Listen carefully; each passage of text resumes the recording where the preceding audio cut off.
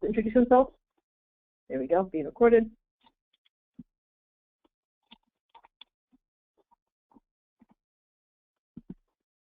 Did you want me to go ahead and introduce myself, Kristen? Okay, please do. Great, thanks. My name is Lisa Smooth, and I'm one of the training consultants on this project. My name is Kelly Vitz, and I am supporting this project. Okay. And I'm Kristen Dempsey, and as I said, I am the Senior Associate for CIBHS, and I'll be providing the moderation for today and discussing various aspects of trauma-informed care. Okay, first of all, let's go ahead and talk a little bit about the objectives for this particular webinar. First of all, what we want to do is we want to get a chance to really understand the prevalence of trauma and the importance of taking a trauma-informed approach. Like, what does that mean? Hear that a lot, but what does that actually mean? We're also going to look at the impact of adverse childhood experiences on individuals and their health. We want to be able to identify various types of trauma and how trauma is experienced and expressed by people. It shows up differently for different folks. It's a really important piece. And we want to look at the principles of trauma-informed care and how that relates to peer support work. Peer support actually is a really important piece of trauma-informed care. And we really tried to think out very carefully, like, how is this relevant to people in our PLI? And we also want to consider the importance of self-care when assisting others with trauma. On here, sorry, take me a second. Okay, first of all, let's define trauma. So according to the Substance Abuse and Mental Health Services Administration, Trauma and Justice Strategic Initiative, they actually have, it's called SAMHSA, some of you may have heard of SAMHSA, and they actually have a special kind of organization part that is really looking at trauma and justice. And they have this definition: trauma results from an event, series of events, or set of circumstances that is experienced by an individual as physically or emotionally harmful or threatening, and that has lasting adverse effects on the individual's functioning and physical, social, emotional, or spiritual well-being. And this is a rather involved and deep, even though it's one sentence, kind of definition of trauma. And it's also a definition that has been developed over time with a number of providers actually throughout the United States who work with folks in trauma-informed care and actually provide very specific services for people with significant trauma. So it was a very, very well thought out and informed kind of definition, and there's a lot there. But one thing I like to think about is sometimes is kind of getting back to some real fundamentals, like what's that really kind of boil down to when we think about this? And what we like to think about, kind of keeping it simple, is the word trauma is used to describe experiences or situations that are mostly painful and distressing, and that overwhelm people's ability to cope, leaving them powerless. And so there's a couple of really important pieces here, is that there's this experience or situations that happen as a part of life, and almost all of us, I mean, you know, it's a statistic as well, over 90% of us will have something in our life that's an experience that is very painful and very distressing. But not all of us will necessarily be traumatized. And what's an important piece about that is that what's really traumatic is when we have this experience and we just can't cope with it. And we're left feeling really powerless. And there's different types of trauma, which I'll talk about. But I think what's really important is that people experience different events differently, and it's very subjective. You can have one person who's very traumatized by a life event, and another person who's just perfectly fine in that situation. And we've seen that in like natural disasters and wars and other types of situations where some people do not have any obvious symptoms of trauma, and many others do. Right? It's all along the spectrum. So I like this particular quote from Judith Herman. She wrote a rather famous book called Trauma and Recovery. I can believe it came out over 20 years ago, 1993. Traumatic events are extraordinary not because they occur rarely, but rather because they overwhelm the ordinary human adaptations to life. Okay, so that's a really important piece, is that the events are pretty common, and we can kind of expect that. But what makes them traumatic is when we just can't cope. And you'll notice throughout this PowerPoint, by the way, that I've put hyperlinks kind of connecting some of the research and some of the things I'm talking about, so you can actually have a direct link to some of the material I'm using. Well, this gets to why should we care about trauma, and you may have a sense of that from the last slide.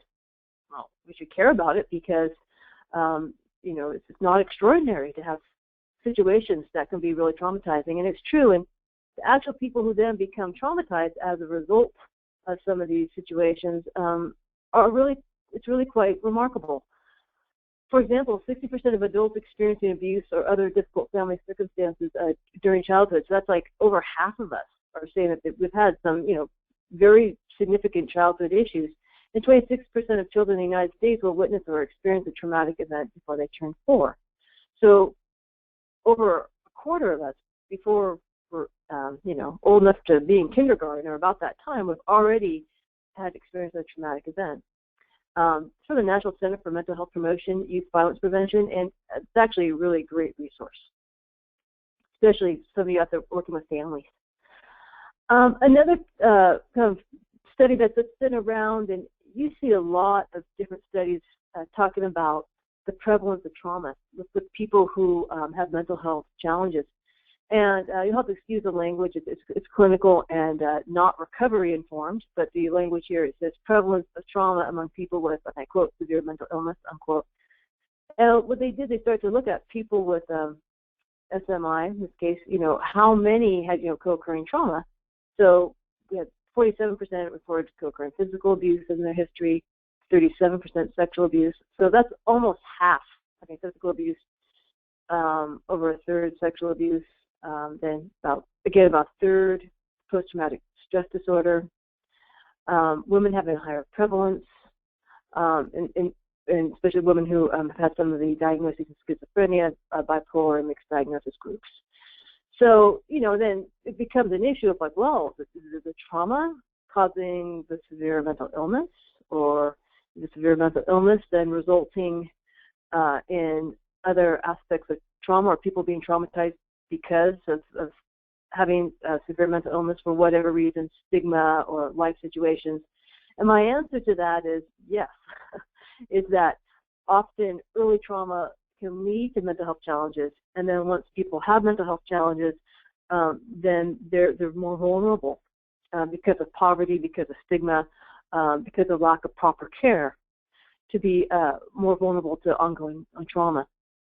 So again, a number of you working in these various locations with adults with mental health challenges, with the children and such, you can just get a good sense of how prevalent some of this is.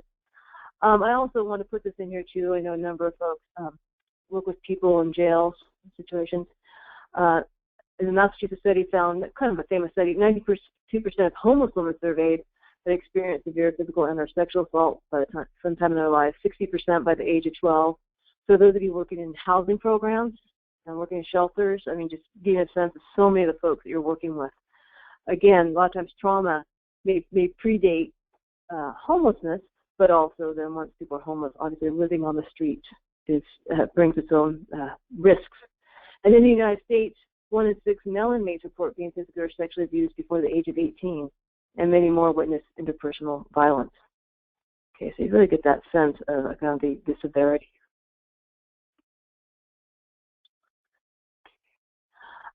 So here's a piece of the kind of upshot of all this. Like, why am I talking about all this just in terms of background? Well, we really kind of have to think about trauma then as an expectation and not as an exception. It's not an exceptional thing that, gee, maybe sometimes, someone might show up with trauma. It's really, it's so prevalent that we almost have to think about, geez, anybody could potentially be traumatized.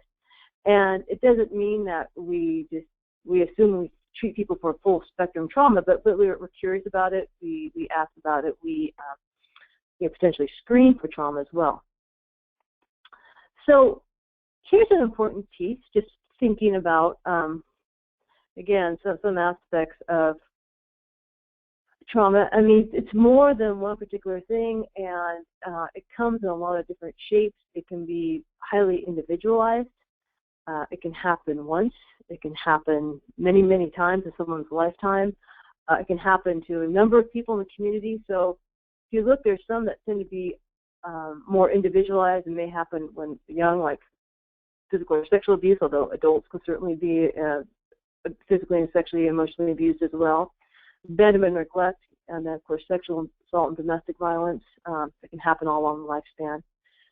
Just living in an unsafe community, right? You can experience or witness violent crime. There's institutional abuse. Sometimes that even occurs, you know, in institutions that we would hope would keep us safe or provide care. Cultural dislocation or sudden loss. We're seeing that now, again, with a lot of refugee crises, a lot of people in political situations. You know, folks are showing up in a lot of countries really in a lot of pain, having been exposed to, you know, being dislocated and losing their home and everything that they've had in their lives. Terrorism more, I probably don't need to say much about that given our recent history, especially the last week. So we know the impact of that. And again, you don't have to be like necessarily so close to a target. I mean, you can just the news and the world the way it is. I mean, a lot of us get exposed to this, and you can have people being traumatized here as well as in France, for instance. History of violence against a specific group, such as enslavement or genocide. We do know that there is intergenerational trauma, natural disasters, and we're seeing, of course, more of that with climate change. Grief and intense loss. Chronic stressors like racism and poverty. Sometimes, there's social issues. There's social issues, but they also carry with them a lot of trauma, potentially. And sometimes people get very habituated to it and don't realize it because it's kind of all they know, they're so accustomed to it, but it does have an impact on people's bodies and spirits and minds. Accidents, so we know like one-time traumas, medical procedures, surgical procedures, even if they're necessary, can be very traumatizing. And any situation where one person misuses power over another. So that could happen, you know, in a bullying situation, in schools, or workplace.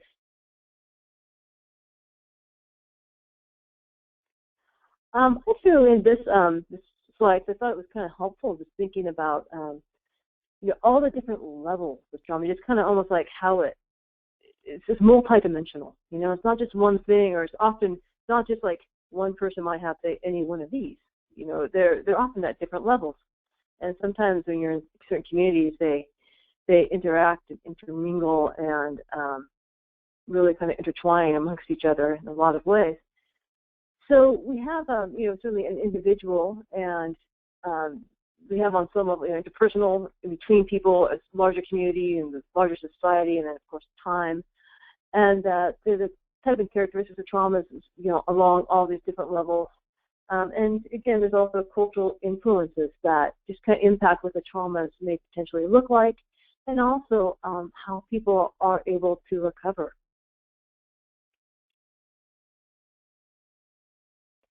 Oh, it looks like we have time for a quiz.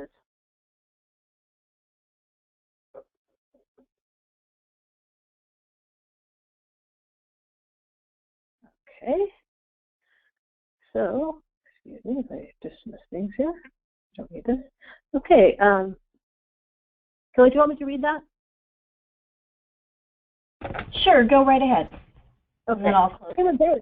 Okay. In regards to trauma, ACE, A-C-E, refers to, and you select one of the following, there's a best answer here, someone who has worked through their trauma, adverse childhood experiences, what you want to get in blackjack if you have a king, and a trauma expert. Which one might that be?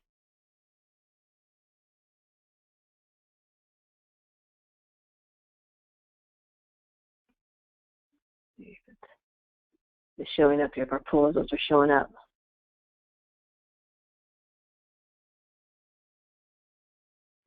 Kristen, I think everyone got it right. Oh, is that what happened? Okay. So mine doesn't actually show up on here. Okay. Well, and that would be adverse childhood experiences. Okay. Because you can tell that I'm not much of a gambler, so I don't really.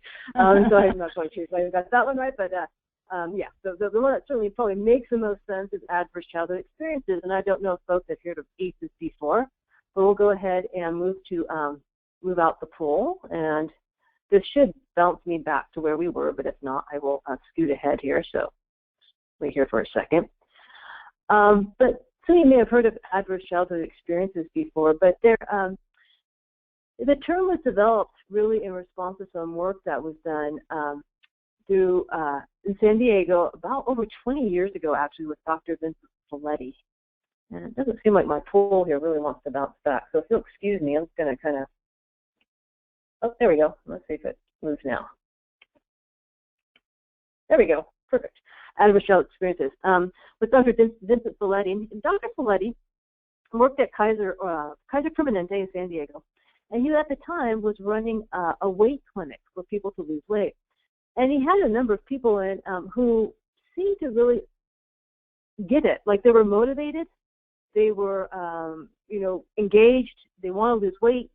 They were just kind of all right there, but they just couldn't do it. They were, I guess what you might think of maybe like self-sabotaging behaviors, or people just couldn't follow through, and there was something wrong. I mean, it was just like he started to get really curious, like, what's happening with these folks? We have the technology, we have the information. He started to become really curious and was wise enough to partner with a Centers for Disease Control, Dr. Ananda there, and they did a longitudinal study, really since they've been continuing to do this study since 1997 in various forms. And they interviewed over 17,000 people using what we call the ACE questionnaire, which I'll show you in a minute. And what they found is that if people have certain early adverse childhood experiences, that it shows up. I mean, not just psychologically, but in all aspects of life. So if you look at this kind of famous little pyramid, and you can find this, and I have that link at acestudy.org. You can learn all about the study, all the details, but also just all the findings. There's so many findings here, and that's where I got this from. So you have adverse childhood experiences, and the more you have, you go up the triangle there from birth to death. That we notice that when people have a layer of adverse childhood experiences, there becomes a certain amount of social, emotional, cognitive impairment, right? And that as a result of that, we adopt health risk behaviors. And the health risk behaviors, are a lot of times ways that we're trying to cope with some of these impairments. So again, trying to put this in a very non-shaming way, it's so often what people do that seem to make sense at the time. If I've had certain, abuses, and I haven't learned kind of in a healthy environment how to manage those abuses, all of a sudden, drinking and using drugs might look pretty good. I mean, it'd be very soothing, or overeating, or cutting myself, or isolating, and other various behaviors. But also the at-risk behaviors, then it's like we're not taking care of ourselves, can also lead to disease, disability, and social problems. And of course, that then potentially leads to early death. So it's it's a very sad thing to be looking at, and yet we know this is occurring. We see this, in our people we work with, even in our own selves, or our families at times. And so what Dr. Folletti and supporters and all the folks who are really working with adverse childhood experiences are promoting is really trying to understand ACEs and working upstream, being trauma-informed, trying to help people manage their ACEs, be aware of their ACEs, and certainly to prevent ACEs from occurring in the first place. So that, the lower down on that pyramid we can work, the less distress people are going to have later in their life. The less chances they're going to have to be significantly and painfully traumatized, and later on, including, of course, ultimately the early death piece. So I'm going to move to the next slide here, and I'm just going to show you the ACE questionnaire. And I've got to put this out here. This is obviously some really pretty intense stuff, right? These ACEs are pretty powerful, and they're pretty serious. And by the way, just as I'm talking through this stuff, you might find some of this yourself very uncomfortable, especially if you've experienced any of these particular issues. And by all means, you will have my contact information afterwards, and I'm always happy to kind of check in with folks after a webinar or training, just to check in and make sure people are doing okay, and also just to kind of talk a little further about some of these issues. But as you can see, there's this slide, and I'm going to move ahead just to the next slide, just so you can see this. You, of course, can have more chance to look at this later. But there are 10 questions total. And I won't necessarily go through each and every one of them, but you get the idea. There's physical abuse here. There is verbal abuse, sexual abuse, neglect in terms of emotional neglect, as well as physical neglect. And actually, learning that actually a child that's been physically neglected often sometimes will have some of the more significant trauma outcomes. on the second slide, it's all before the first 18 years of life, by the way, with parents separated or divorced. Many people, have experienced that. Or did you ever witness some of your family being the victim, or the survivor, I should say, maybe, of sexual or physical abuse, domestic violence, interpersonal violence? Did you live with anyone who's a problem drinker or alcoholic with street drugs? Anybody in your family have a significant mental health challenge, or anybody attempt suicide? Did anybody go to prison? And so what people do, and again, it's just trying to be pretty objective, just getting the facts, is they add up, a point for each ACE. And what we found is that people with, a number of ACEs, let me back up here, back on my quiz, will actually be really directly associated with some pretty serious physical and emotional problems later in life. So there's a real direct link between a higher ACE score as well as later problems in life. And, that's a thing that I think is also, surprising to folks as well. If you look back at the slides earlier, we talked about all the different ways someone can get traumatized. I think, we have sometimes really worst case scenarios. We have these visions of people maybe being in really abject situations, and clearly, poverty and war, all those things obviously will contribute more to traumas. But it's always surprising, too, how many people who don't necessarily look traumatized or even seem like they have privilege, or maybe they actually do have privilege, also have fairly high ACE scores. So ACEs, they happen behind closed doors a lot of times. And there's a lot of people walking around with significantly elevated ACE scores. I sometimes will ask graduate students I work with, to anonymously, not to tell me who they are, who got what scores. I just will have them do this, and I just collect a bunch of numbers and just see kind of how many people in the class have how many ACEs. And for people who are going into the profession, there's a number of folks with elevated adverse childhood experiences scores. And it's just an important thing to think about for all of us, and that's the conversation we have, which is if you're going to be a helper and you've had your own adverse childhood experiences, what kind of healing do you need to do, or what kind of healing do you need to be aware of as you work with folks who may have had some significant trauma? So we have another quiz. Time for more quizzes. I'll Kelly set that up for us. Okay. So, which statement about trauma-informed care, as we call it TIC, is false? Everyone in an organization has a part in providing TIC. Peer providers are essential in providing TIC. Consumer voice is an important component of TIC. And everyone must process their trauma. Okay, so those as you submit.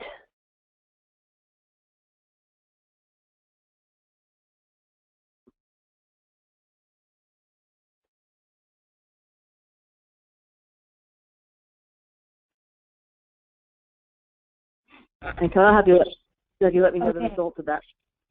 I'm going to close that, and then I will share it.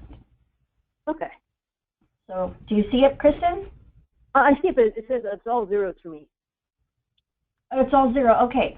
So, we had 38%. Everyone in an organization has a part in TIC. Nobody selected peer providers. We have 13% is consumer voice is an important component of TIC. And then the last one, everyone must process their drama. And I'm sorry, there's a little misspelling right there. That should be processed. 50% of the people got that one correct. Okay. All right, great, thank you. Yeah, so the intention of that particular slide was the part that was false was that everybody, must. So anytime you get a multiple choice that says must, you always have an idea that might not be the right answer, just because some people will choose to process their trauma and some people won't. And actually, that's an important part of trauma-informed care, is the fact that we want people to have some choice in when and how and to what level they kind of work through the trauma or talk about it, learn. Certainly, encourage people to find ways of coping with the trauma. But even that, it's like it goes at people's own pace, and we help people be really involved in what interventions they choose and how those are put into place for them, and basically in their treatment plan, which is really what we should be doing for everybody, right? No matter if they come in with trauma or not, being really person-centered and recovery-oriented. So it's just part of being really good care and part of, evidence-based practice. The other piece, too, just a part about everybody has a role in providing trauma-informed care, that's actually an important concept in the program, which is we talk about bottom-up, top-down, that from the person that you check in with, receptionist, so to speak, up to the executive director and board of directors needs to be trauma-informed. That there's really this sense of dedication all along and all throughout an agency, a program, a system, that everyone's really dedicated to this being the bottom line. It's what we basically want to do, is making sure that we're always noting like where something might not be so friendly in our systems, where people might inadvertently be re-traumatized if we were to say certain things or have them do certain activities or provide or not provide certain levels or aspects of care. So that's an important piece.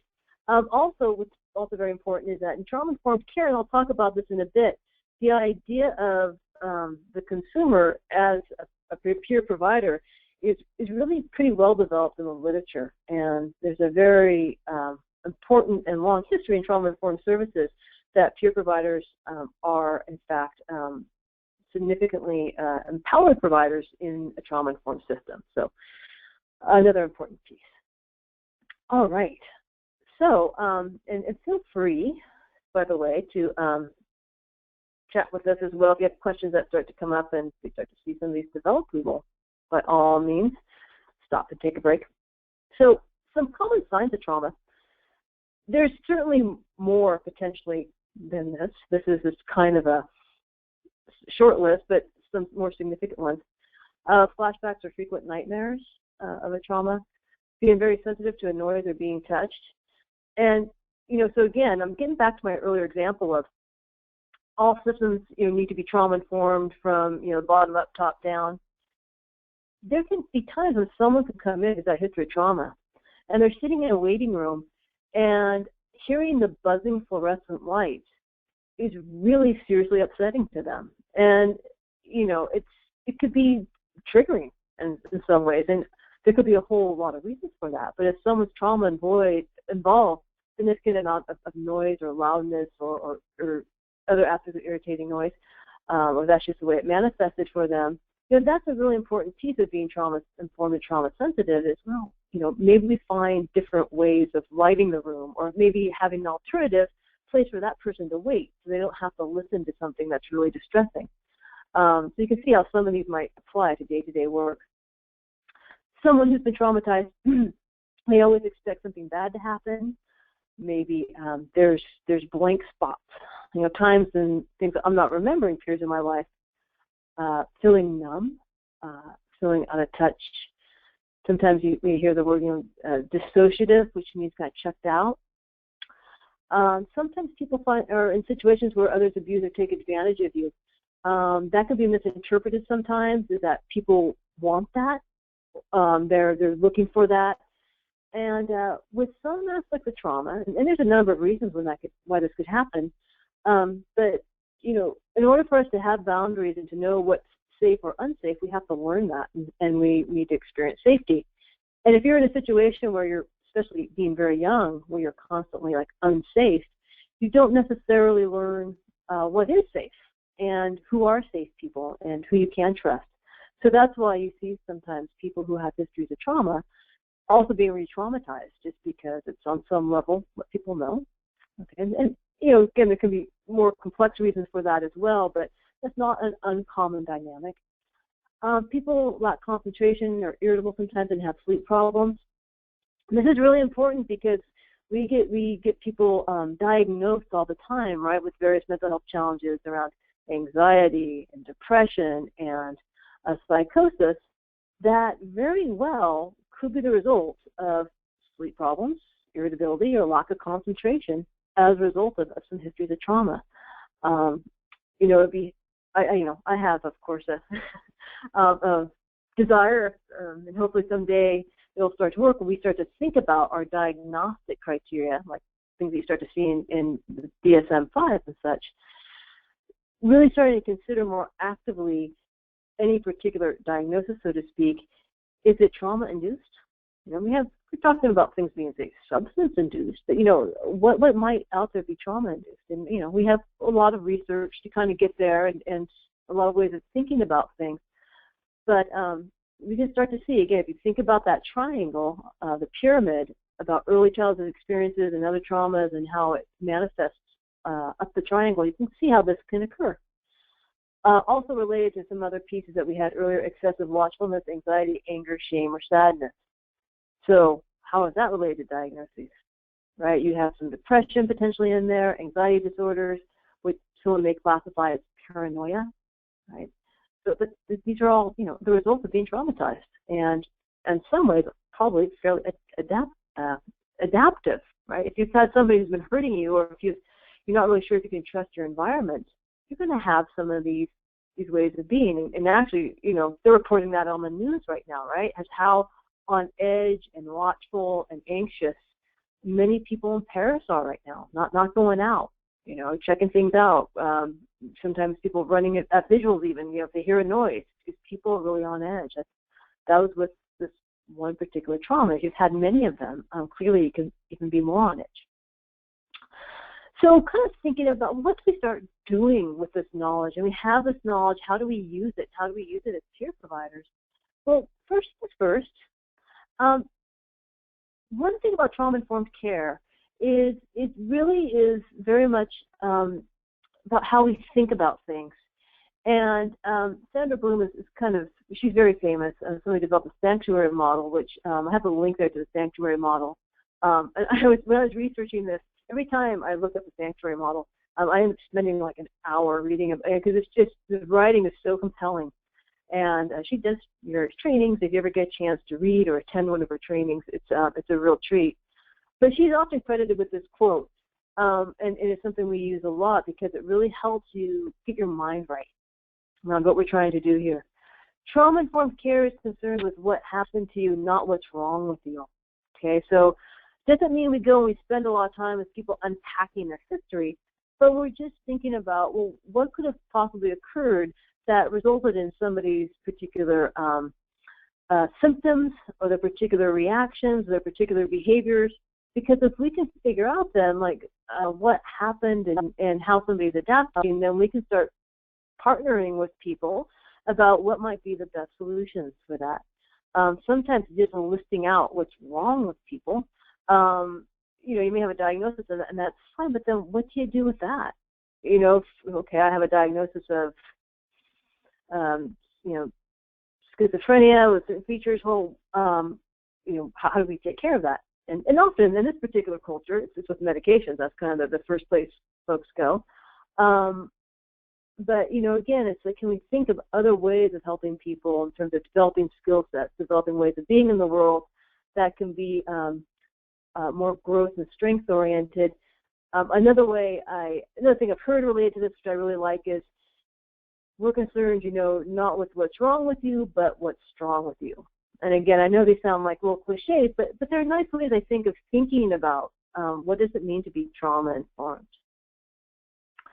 So here's just kind of a piece about what trauma is uninformed, what's wrong with you approach versus what happened to you approach. So I just kind of like to kind of go through these. So I just really quickly give you a sense of this.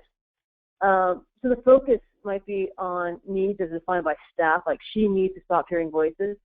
Whereas a trauma-informed is, well, let's look at actually creating trust and safety in relationships.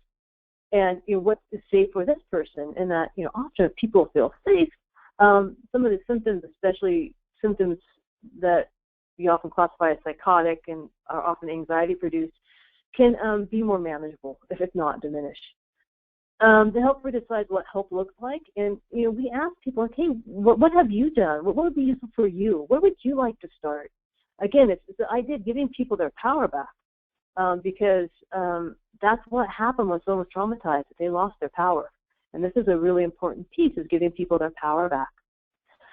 Relationships are based on problem solving and resource coordination, not on creating meaningful connections. That's in the uninformed. And we want to understand and accept big feelings, and allow people, if someone's really distressed and they're really upset, just kind of allow people to be there, and then, again, to connect with them about what's going to really help you with this stress right now. I have some ideas. Would you like to hear them? Kind of the things we've talked about in other trainings. I like this second to last bullet. When we talk about what's wrong with you, it's like safety is defined as risk management. Sometimes, hear people in trainings, and, I've even said this myself before. I'll say, it's like, oh, you got to do this and this and document this or cover yourself, cover your butt. And it's like, well, okay, we want to make sure people are not harming themselves. We have to keep folks safe. We have a legal and ethical obligation, for sure. That's really important. But how can we remain kind of calm in the face of crisis and also be able to see it as an opportunity for growth? How can we really have a conversation around this, help people feel safe in the moment with us when they're not imminently at risk but feeling really badly maybe in crisis, and really help them be in relationship and work through that. So it's an opportunity to help people build skills during very difficult times. And often the setting, the last bullet, the setting can somehow define how the care is provided, that the clinic being very much connected with illness, and that really when trauma-informed, we're really looking at authentic relationships, rather than common experience. I'm talking peer-to-peer because we're both peers. Well, it's like, well, yeah, we've had this common experience, but how can we actually be in connection? How can I actually be somebody who's able to be with you in a meaningful way that's important to you, that you find truly helpful? Because just my having the same experience may not be that helpful, and sometimes actually some individuals even feel compelled, like, well, I've had the same experience as you. I've been through this. Why don't you react like I do? Not saying that everybody goes to that place, but sometimes there can be that feeling when we move more towards, well, we have the same experience. Let's actually kind of think about, well, how can I use that same experience to be really empathic and make real connections and help somebody with a sense of attachment? Because often, as we're talking about, it's really attachment and trust that's often been really damaged by trauma. So being in relationships, especially the types of relationships we have in peer helping, is hugely, hugely healing. All right, so moving on. My next slide going here. Okay. I just put this in here because sometimes I like little acronyms or little things that help you kind of remember things. So the trauma-informed approach to program, organization, or system that realizes the widespread impact of trauma and understands potential paths of recovery. So important to realize here that there's a trauma-informed system. It's on the system level, as we talk about, bottom up and top down, and that it's also on the individual level. Like as an individual provider, I have to realize and recognize all this too. The second bullet, a trauma-informed care recognizes the signs and symptoms of trauma in clients, families, staff, and others involved with the system. Responds by fully integrating knowledge about trauma into policies, procedures, and practices. So again, it might be like maybe we have places for people to sit that's away from noise. Maybe we are really looking at ideas of seclusion and restraint, and the fact that we may have people in those situations without any choice on their half, and end up re-traumatizing people. And there's actually a lot of work right now being done to help address issues around restraint and seclusion, and to try to find alternatives in places like jails and hospitals and other places, so people are not actively re-traumatized in our systems of care. Another thing I'm going to say, because I don't think I have a slide on this, but it's important, is the difference between like a trauma-informed care and kind of generally a trauma approach, which is really the way I'm talking about. We just treat everybody as if trauma might be an issue, and we want to help avoid re-traumatizing.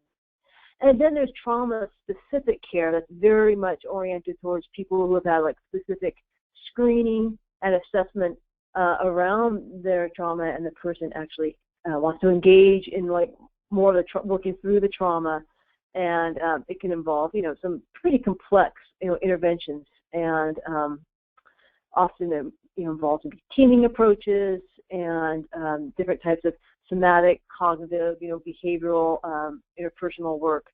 So I'm just bringing that up because people with different levels in terms of their scope of practice can be involved in various aspects of this, but we can all be trauma informed for sure. So I'd like to put that out there. Domains of the trauma-informed system, and I want to invite you too. We don't really have a polling question for this, but feel free in the chat box if you're thinking of different examples of how peers might be contributing to this, because I think peer workers have a great contribution here. In terms of safety, physical, emotional, a trauma-informed system helps people feel safe from the moment they walk in the door. There's predictability, there's honesty, there's clarity. All these things help people feel safe. And a big piece of safe is the third bullet down is actually choice.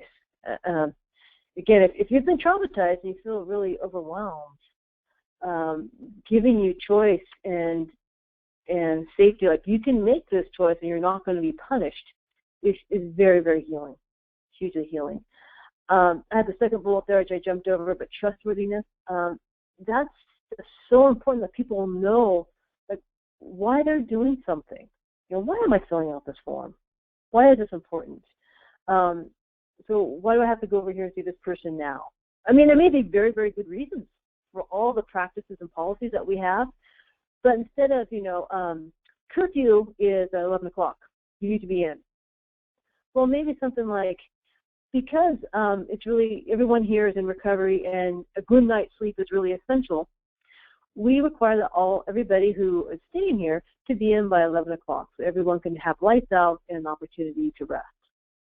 So, you can explain that, right, in a different way instead of you're doing this because I said so.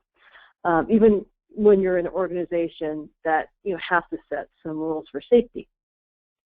Collaboration, to the extent that we can, we maximize collaboration and sharing power.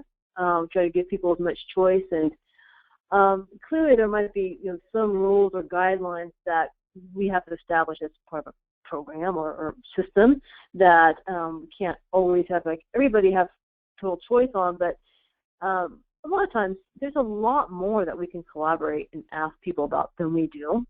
And again, it can be the simplest thing to where somebody wants to sit, or what would be a good time for an appointment. I mean, these are all like really important pieces. I mean, as minimal as they sound, they're actually really helpful.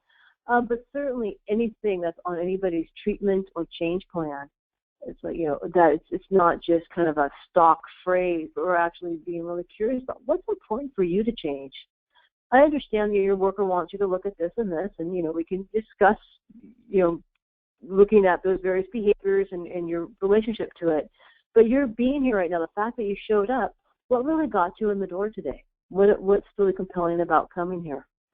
Well, I want to stay out of jail. Okay, we can help collaborate about how you can stay out of jail. And then empowerment, we want to prioritize empowerment and skill building.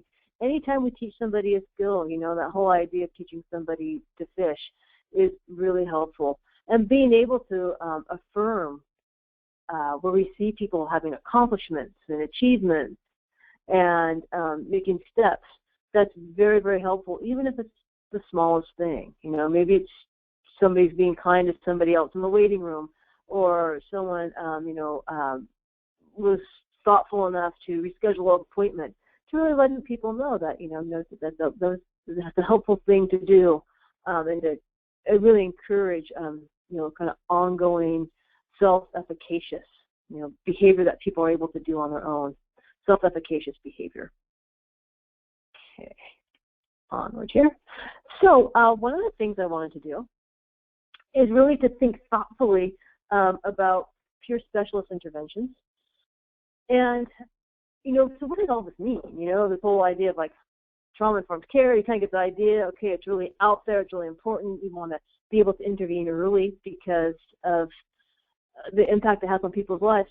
So what can you actually do about it? And again, I have a lot of good peer-oriented references or references that are helpful for peers at the back of this PowerPoint. So you'll be able to link on them. And one of these is like tip 57, and TIP stands for Treatment Improvement Protocol. And their protocol is developed by SAMHSA, and they're free. So you can go and log in, and don't even have to log in. You can just go straight to the site and download it for free. So tip 57 is on trauma-informed care, and it's really excellent. And when they put these tips together, they actually get kind of leaders in the field, and they get the best, the most recent information. So again, this idea is like, even with it's important what happened to you versus what's wrong with you, we also have to go a step further and think about, so what happened to this person, but also what does it mean to that person? How is this really significant? And so if you want to kind of explore that, again, think about being evocative so you get an idea of what someone is interested in working on, or maybe the impact of the trauma. These are some questions. In what ways has your life been different since the trauma? What does it mean to you? Do you feel like you're the same person now as you were before the trauma? And in what ways are you the same? In what ways do you feel different?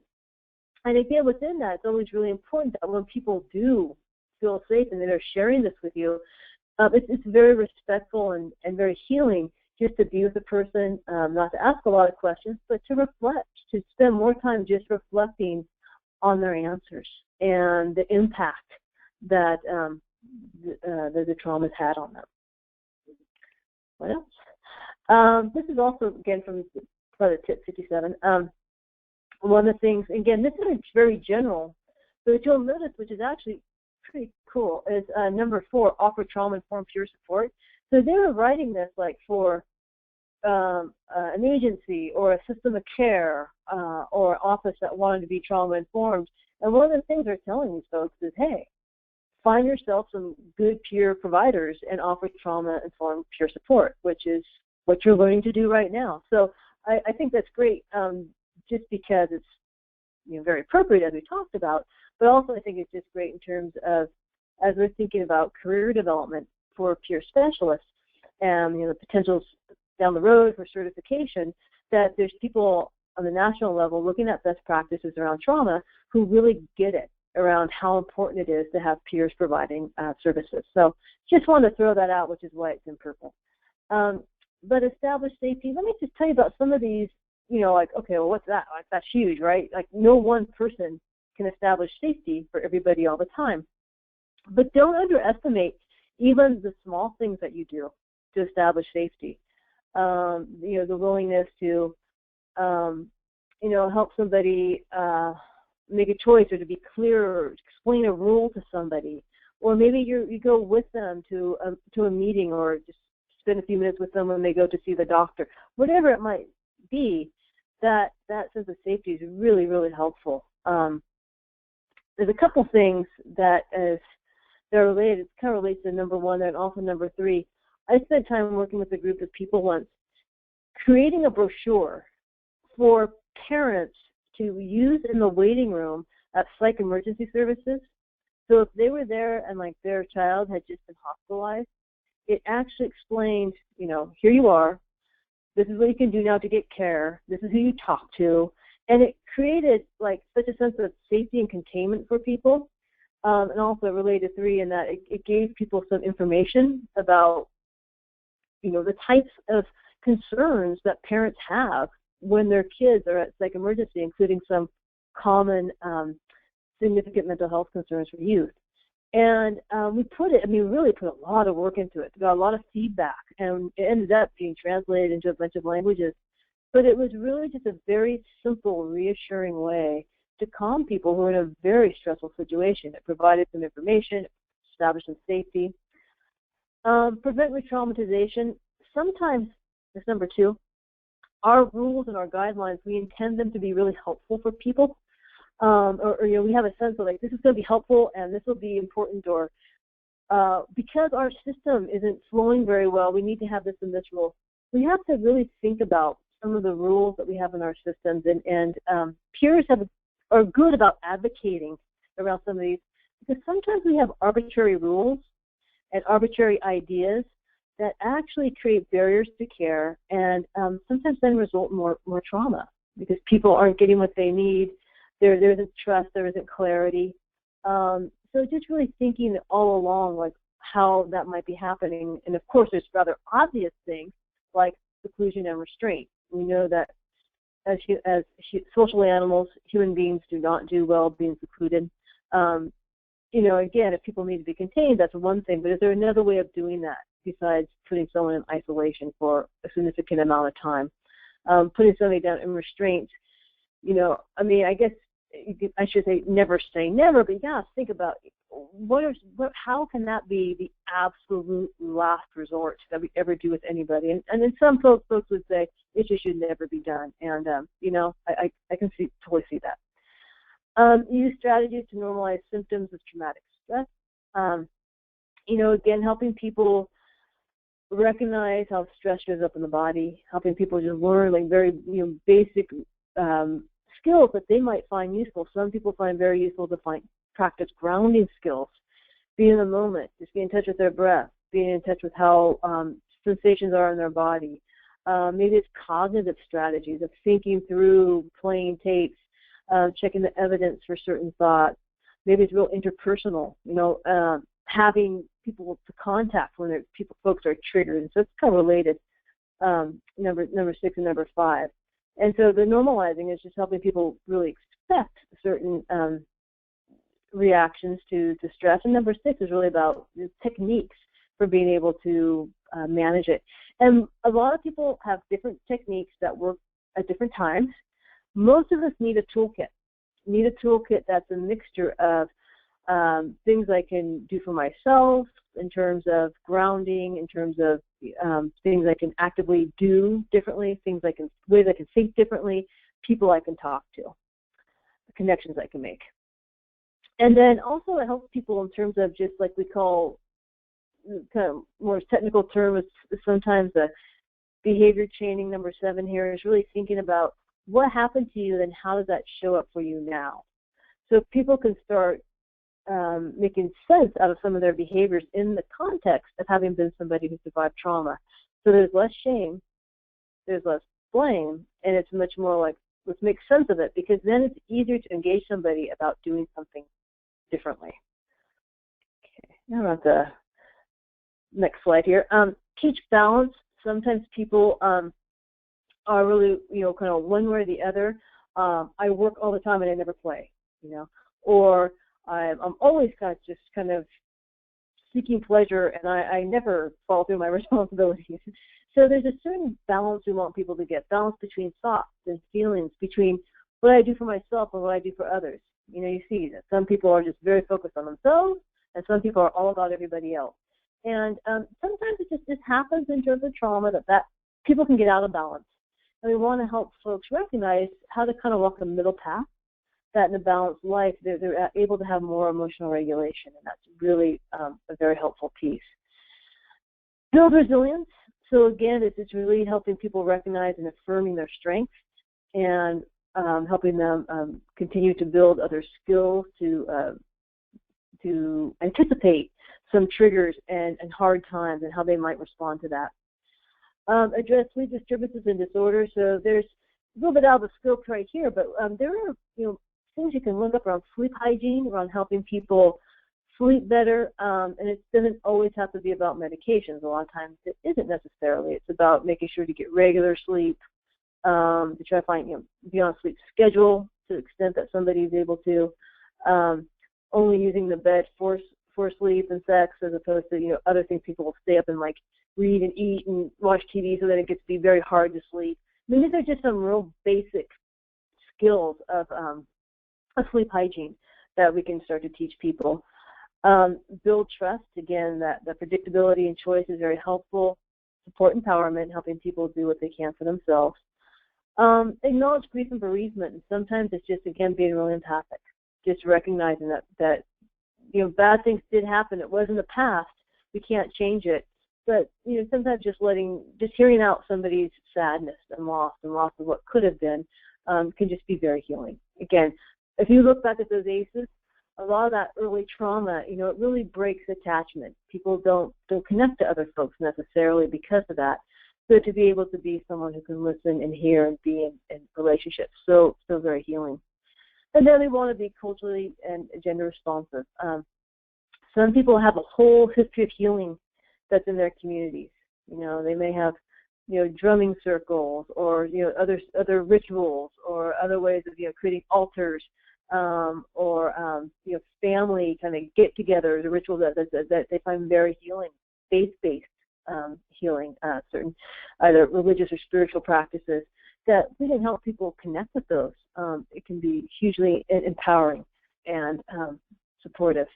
And then, of course, gender responsive. There's certain types of abuse that occur, especially various aspects of sexual abuse, that people often will do better in terms of recovery if they're around folks of the same gender. And some of the education and some of the normalizing and even some of the techniques are really addressing very specifically what it's like to be a person of that gender in this particular situation, responding to and recovering from trauma.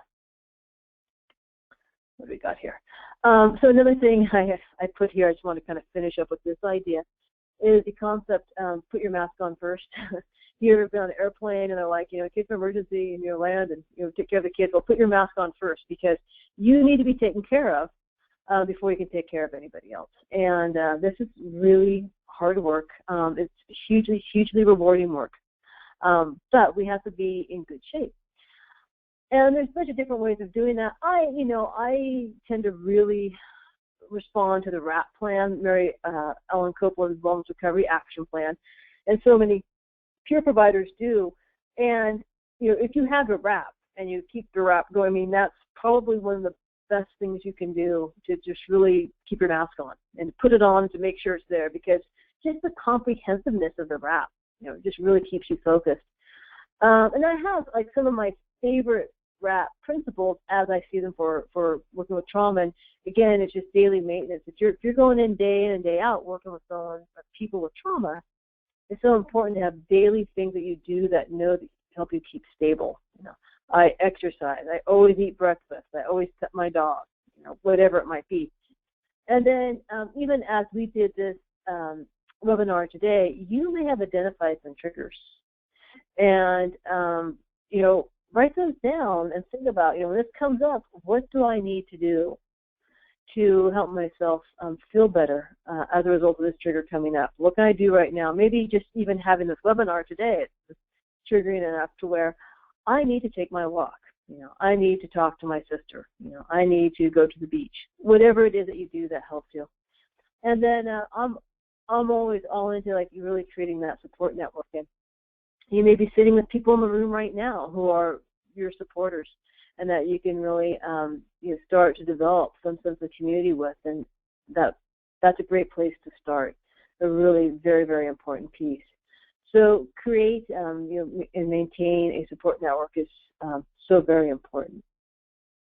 And also, just to let you know, I may have mentioned this before, but at the copelandcenter.com, where they have the RAP plans, which I have down here at the bottom of the page, they actually have a RAP for trauma, which actually has, the way it's organized, is actually to help people recognize trauma and to develop a plan and self-care specifically around those particular triggers and issues. So just a couple of things before we take some questions. I hope you've come up with some really wonderful questions or just thoughts or clarifications. Again, I have hyperlinks here, and these are just really, really terrific resources. I use them for this particular webinar.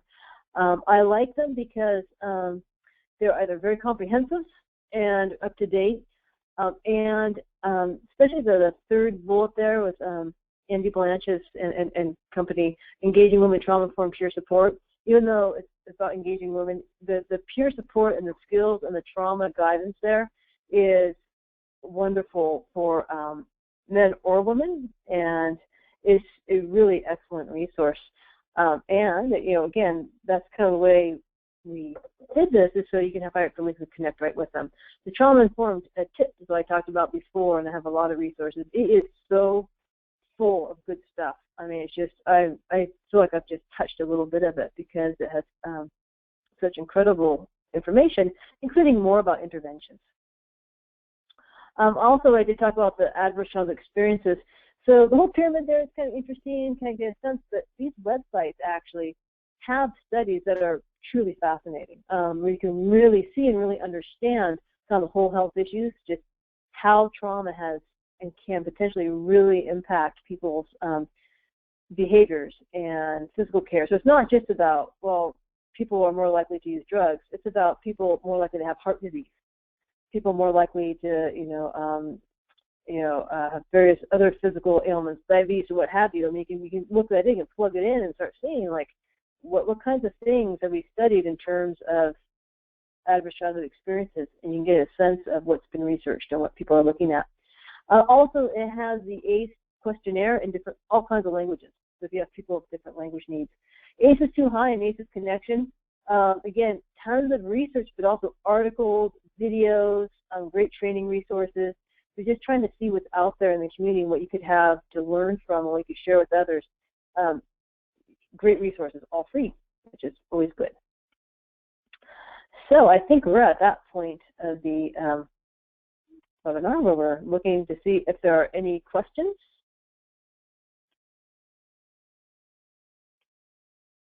Checking to see if there are any. We don't have any questions right now, Kristen, but if everyone can, if you do have a question, go ahead and type it into the question box.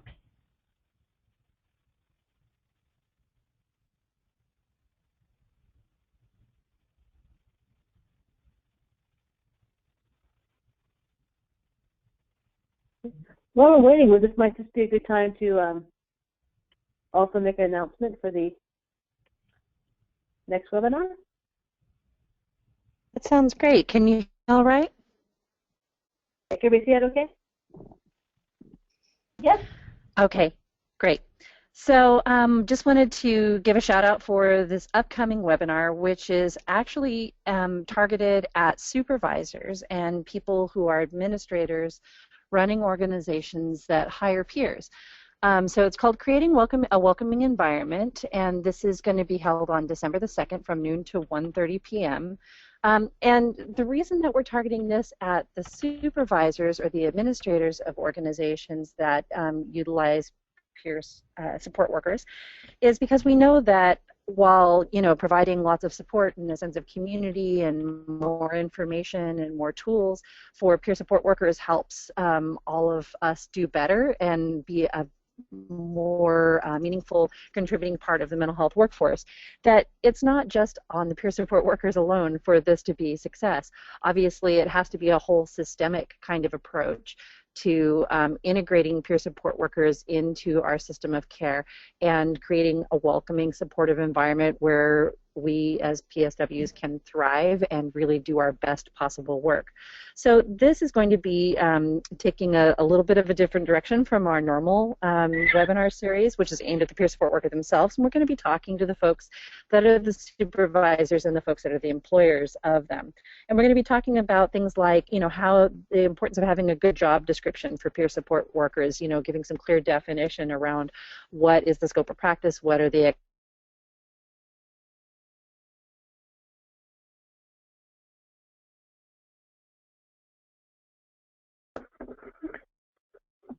Did we lost Lisa? about, you're hiring somebody because of their lived experience, and yet it isn't legal to ask about medical or psychological conditions in an interview. So how do you get to the lived experience thing while still respecting the legal boundaries? Also, ADA accommodations that folks might have that might help them be more successful in the workplace, how to offer those and what kinds of things those might look like. Then, of course, training and tools, because when we're integrating a new part of the workforce, it isn't just about training that new part of the workforce, like the peer support workers, it's also about training supervisors and also the other providers that are working in the environment of how to work most effectively with this new role. And we'll be doing a lot more, offering a lot of resources and tools that people can actually put into practice. So what we're hoping you will do out there listening is to tell your supervisors and tell the administrators of the organizations that you work at about this webinar and really encourage them to attend it so that you can have the most welcoming and supportive environment possible to do your best work. And again, that's on December 2nd, noon to 1:30. Please, please, please tell your supervisors about this and encourage them to attend. Okay, great. Thank Thank you very much, Lisa. All right. We do have a question. Great. The question is, so within trauma-informed care paradigm, what do you advise as a way to help a peer who is doing a great deal of acting out, such as rage, verbal attacks, and threats, to peer staff? How in this model can peer staff be better protected while also protecting the dignity and meeting the needs of such a distressed, out-of-control member? Okay, yeah, that's a really good question. And because it's like safety goes both ways, right? It's like you need to be safe as well. So, you know, I think just right off the top, it's maybe the first place to go, I'm thinking, is really, again, with the whole idea of trust and predictability, is being able to provide some sense of rules and containment. And it might just be, you know, be as clear as, like, listen, we want to help you. We want to be able to, you know, what do you need? We're not going to make you do anything you don't want to do. And, you know, we have some bottom lines for ourselves. I mean, and, you know, we're glad to give you what we can. And we also just can't have you abusing us. I mean, you know, you can put it in terms that are more like behavioral, like, you know, and, you know, we need to have people talk in a way that's not using curse words at us, not, and you know, we can't help, we can't be as effective if we're feeling threatened, if we're feeling unsafe. There's a lot of, you know, great trauma-informed programs out there that do actually also, you know, have as part of their programming some guidelines around, we're glad to help you, we want to be, you know, safe, trustworthy, give you what you need, and what we expect from you is just an ability to be able to work with us in such a way that our safety is in place. Another thing that just kind of hoping that would create some engagement would be to, again, try to collaborate with this person about, you know, helping them to the sense that they're willing to talk, just being really thoughtful and curious about just what's going on for them, you know, being just trying to hear the story as much as possible, and then getting the sense of, you know, how is this helping you get what you need or want out of life? And sometimes individuals like this, you know, because they've been very hurt, you know, it just, and haven't had they're in a lot of pain, they haven't had a lot of modeling about how to effectively get what they need, they may not even really kind of know what they want or what for them a happy life would look like. So it can be useful at times to really be able to sit down, and there's various ways of helping people consider, like, how to develop or think about. You can do this through worksheets or discussions, or sometimes even art, people to draw this out, like what's meaningful for you, what gives you meaning in your life, what's the value. And there's a lot of people out there, because of their history of trauma, who's like, I don't have anything, or I don't know, I have no idea. And that's actually sometimes part of the grief and part of the rage, is feeling really cheated about not having a strong connection. So you can go, to give you an idea, you can go online and actually put in the search engine values, you know, VALUS, PDF, or whatever, and you can get a bunch of resources around exercises for people to develop values. Like, you may want to search, like, values exercises. And you can make them interactive or curious. It could be part of a group. Because if you have what somebody cares about, like if you have a value, like I value my family, or I value my freedom, I just don't want to be in jail. All right. Then you can always be curious about, you know, let's think about your behavior and how is that helping you get what you care about. And, you know, it's not about you being right or wrong. It's just about helping you be effective. You know, so, you know, helping people think through that they may at the moment feel really angry and wanting to scream at somebody, and they don't care if they hurt somebody's feelings. But to kind of put it back on them in a way of like, well, how's that when you actually get what you want, which might be staying out of jail or a new apartment or whatever it might be. So to the extent that someone can stay that maintained and engaged at least that much, those are some tools you can use to kind of help further the engagement, and hopefully it'll get them in a place where they might be willing to start picking up some skills, or at least just practicing being relatively civil, you know, and as hard as that can be, that actually in of itself can be really healing for them to learn how to just practice, even if just for a little bit, being in a relationship where they're not hurting somebody else. Because a lot of times that's not really what they want to be doing. It's just, again, what sadly kind of what their histories kind of led them to.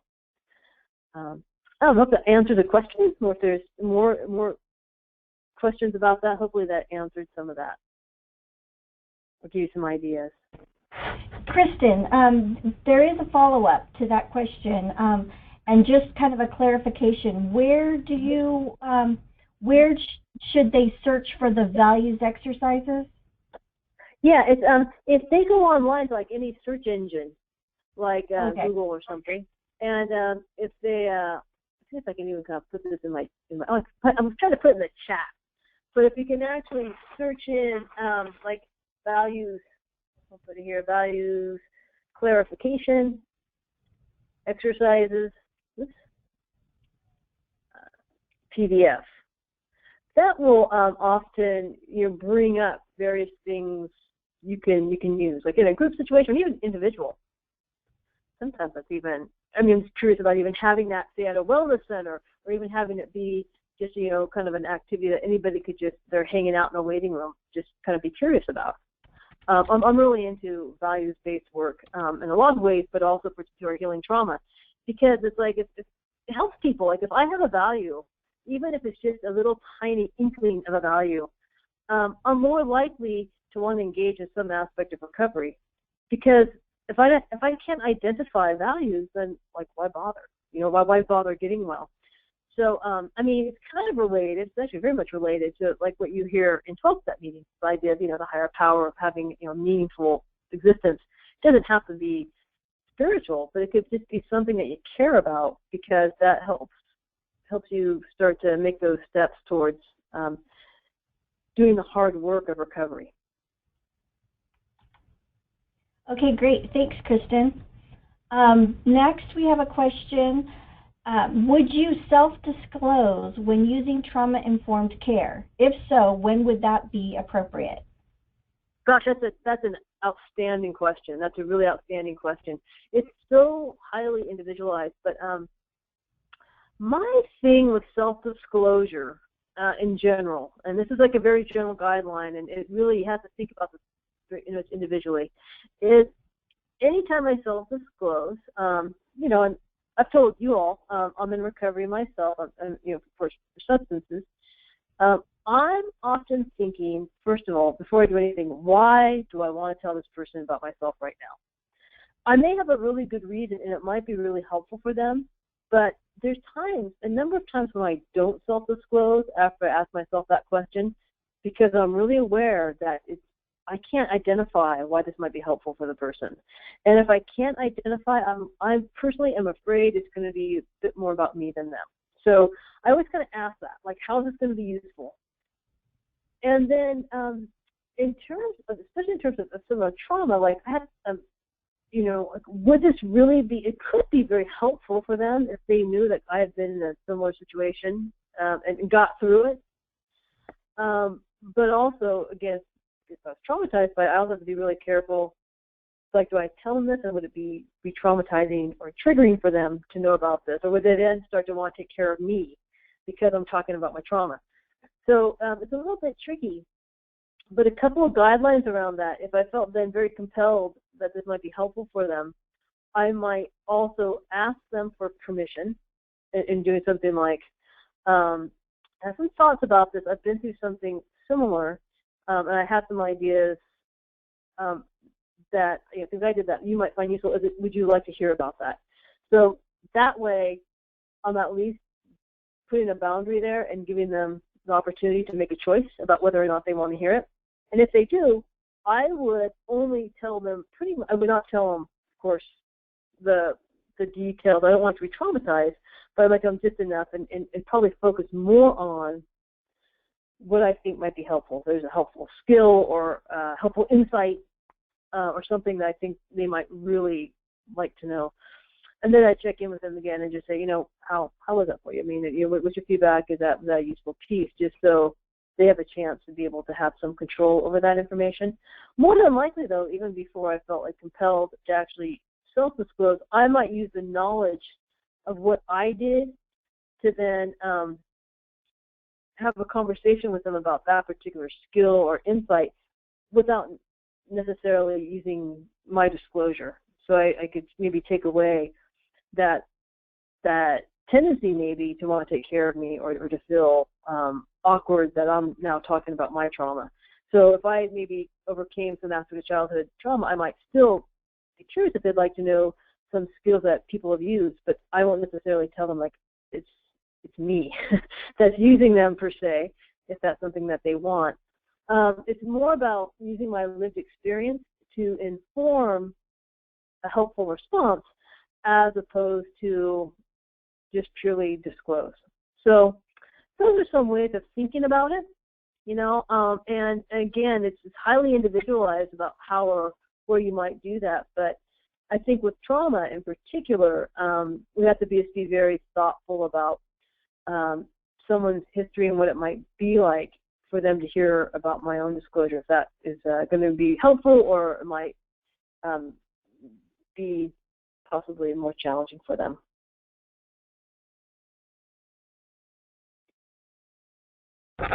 Great, thanks, Kristen. I don't have any more questions at this time. Okay, great. Well, I appreciate people asking. That's wonderful. And you will have, let's see, I think we got this here. Excuse me for a minute. I got to get back. There we go. Oops. I lost that. Let me try that again. At the very bottom. Okay, so you guys can see this. There we go. Thank you. Here we go. And that's me, Kristen Dempsey. You're certainly able to ask me questions.